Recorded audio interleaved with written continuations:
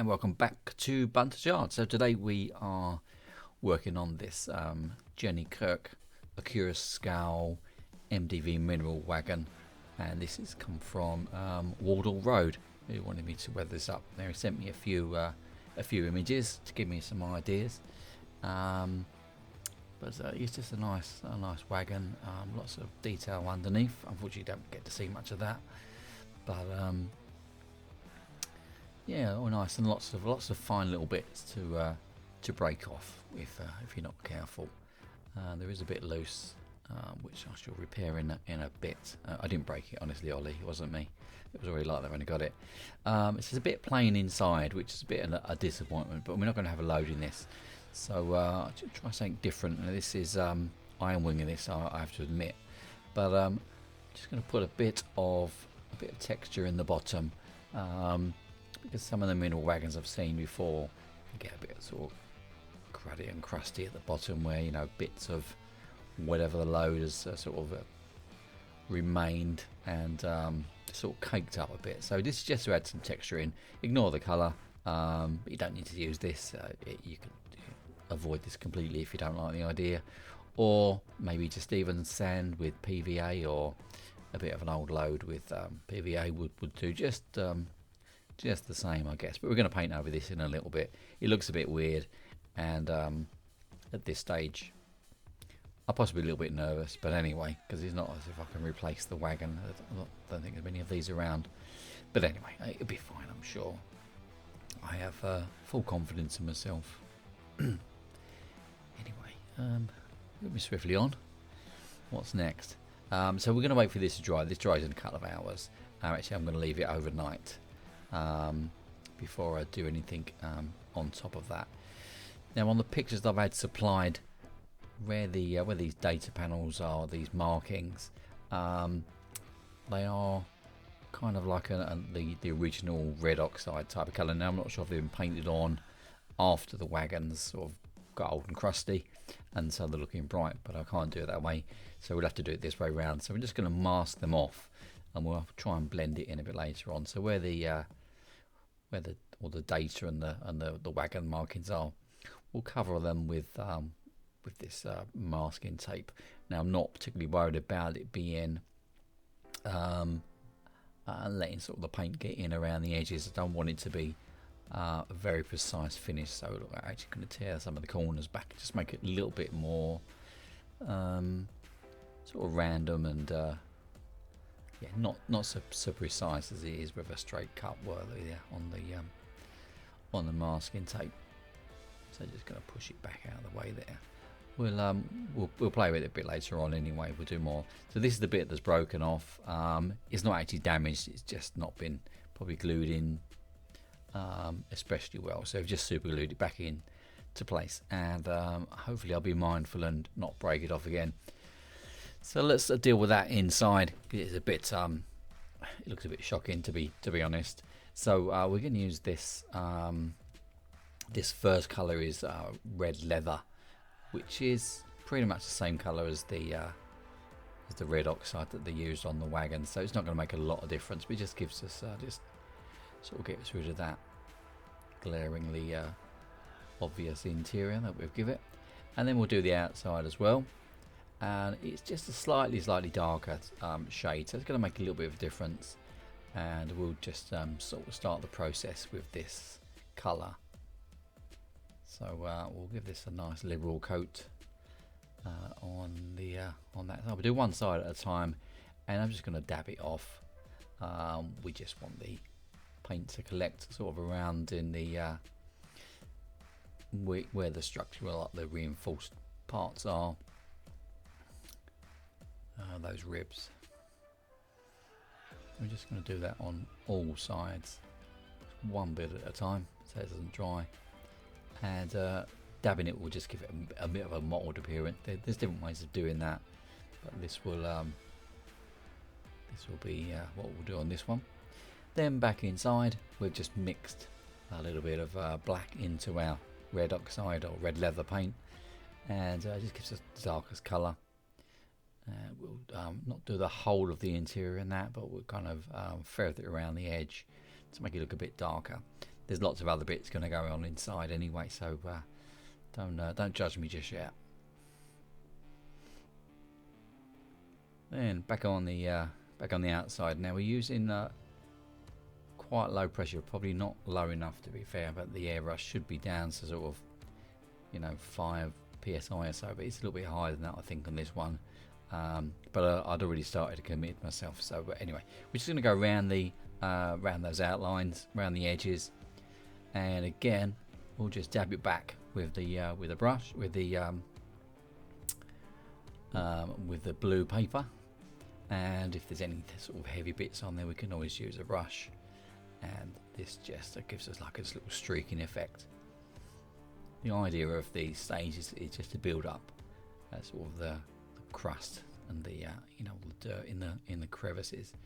Then we're going to go over it just a little bit with this is almost black, so I've added some more black into this, so it's pretty much a really dark brown black now. And we're just going to slightly do the edges, and I've turned the pressure down as it should be now to sort of 5 psi. You can just see at the tops there, trying to be a little bit sort of random. I don't want to have, you know, a complete straight edge along the top. So we're playing around on the hinges, say in the corners where it'll trap the dirt and the grease and the grime. And then back inside, again, the darker colour. And on the edge, I just like to sort of, if you wipe this back with your finger, it just gives like an appearance of you know, sort of where you know, people have sort of clambered over the top or whatever, and you can just see the so you can see the red oxide creeping through. So let's get these off now. It's fully dried, and the panel, so that line is a little bit too sharp for me, which I knew it would be anyway. Now the Jenny Kirk tag, I've sort of been asked to keep that clear, so we're sort of treating that as not, if it's graffiti, as actually part of the marking of the wagon. And this is we just got paint thinners on this cotton bud, and just gently sort of dabbing around the edges just to soften it up just a little bit, not trying to sort of clean it completely, just as you soften the edges, blur the edges just a little bit.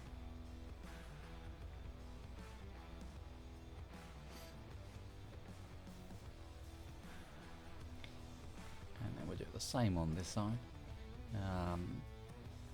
I can't stress how sort of not especially wet that cotton bud is. I don't want it too wet, we just will take the paint off completely.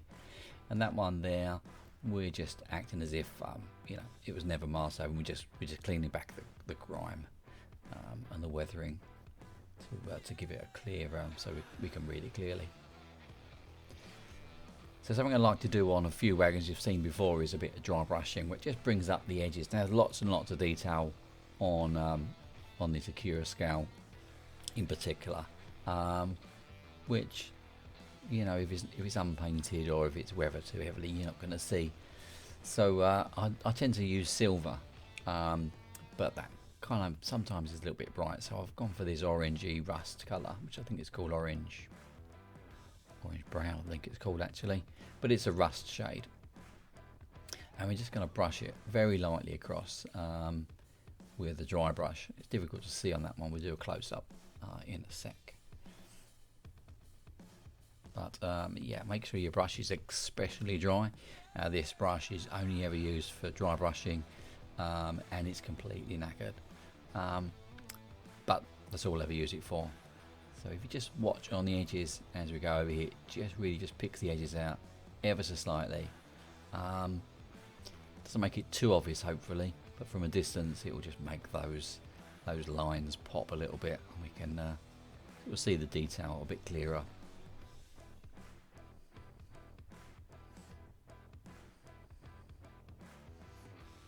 You can use whatever colour you decide. So I normally use silver. Silver looks really nice as long as it's not too heavy. It just looks like worn metal, and you know, they've got the bare metal showing through. Didn't think that was appropriate on this particular one, so I've left it off. But You will use the silver on the buffers. I just like the look of that, so we just dry brush the buffers. And then hopefully let's get this inside sorted out, so you can just see that it's looking a bit crusty inside, which is kind of the effect I was after. And we're going to use a selection of our weathering powders. Now that's a dark brown. That's from Vallejo, and that's one of the rust coloured range. So that one and the orange one next to it, and there's a lighter version and yellow as well as part of the set. And we'll use all of those. Not going to have a particular scheme inside, trying to make it a little bit random, where there'll be rust and weathering and remains of coal or whatever the case is.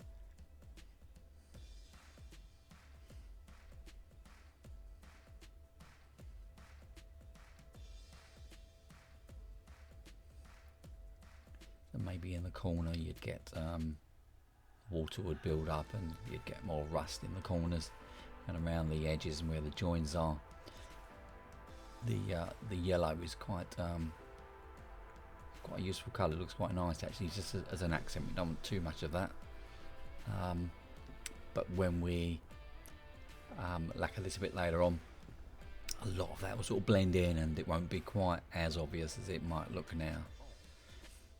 So I'm going to spend a little bit of time on this, going around and sort of going over and over until I'm happy with that. Just don't put on too much at once because it's difficult to take off. All you can do is cover over it. So before we weather the outside, we're just going to add some markings to this side, just these chalk marks. I have no idea, I've got to be honest, what marks mean, if anything at all. They probably don't, they're just probably nonsense. But we just wanted some markings on the side just to sort of humanise it a little bit. And now I've changed my my weathering brush. I've got a finer brush, and we're just going to target a few areas on this one. So around these hinges and these doors, I think we're going to work on some sort of rust in there. And again, there's the yellow coming into play. I quite like the yellow. Just don't overdo it. It's nice here and there. Just a couple of odd little dots here and there.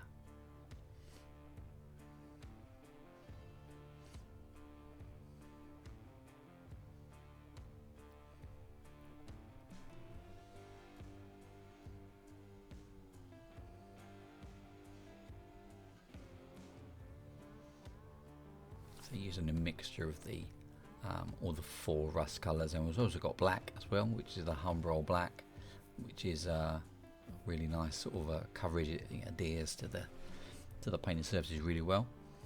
And in the middle of the pot, in the big area, is the Humbrol Dark Earth, which is my sort of go-to weathering powder.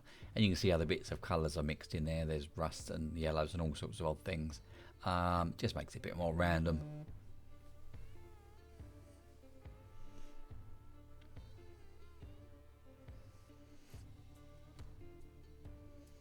Just so these 2 panels where the doors don't stand out, we'll just sort of put a little bit of powder along those edges where they join, and hopefully they'll blend it in just a little bit. And we're reusing it most of the time, just a sort of, dabbing it on rather than having any sorts of streaks.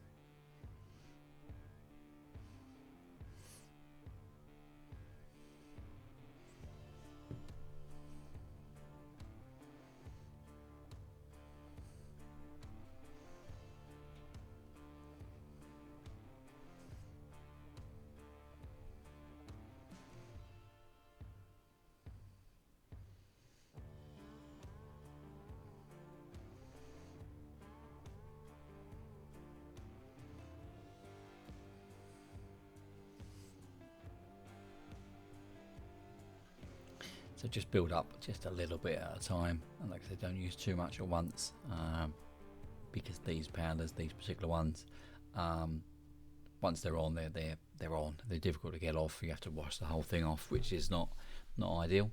So just a little often, it's easy to add to it. Now while we've got the powders out, we'll give the wheels some powders as well. Now that I painted these early on with that red rust colour, the one we use for the dry brushing, just painted it in.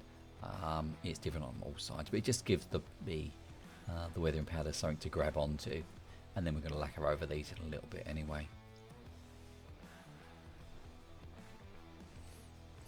I mustn't forget to paint those. Always forget to paint the hooks that I take off the couplings, so make sure that's done now. So this is new for me. This is the second I've used it. This is the AK Ultra Matte varnish. This is supposed to dry really matte, as opposed to the Vallejo one, which I find that sometimes it doesn't go completely matte. It leaves a little bit of a sheen. So we'll give this a couple of coats. I've just mixed this up 50-50 with Vallejo thinners, and we'll see how it dries. Hopefully it'll go completely matte. We just want a completely dull appearance when we finish.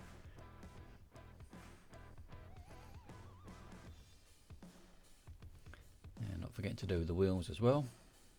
Bit of reassembly, and there it is. Yeah, you can see it's really like the matte finish from the Vallejo is really good.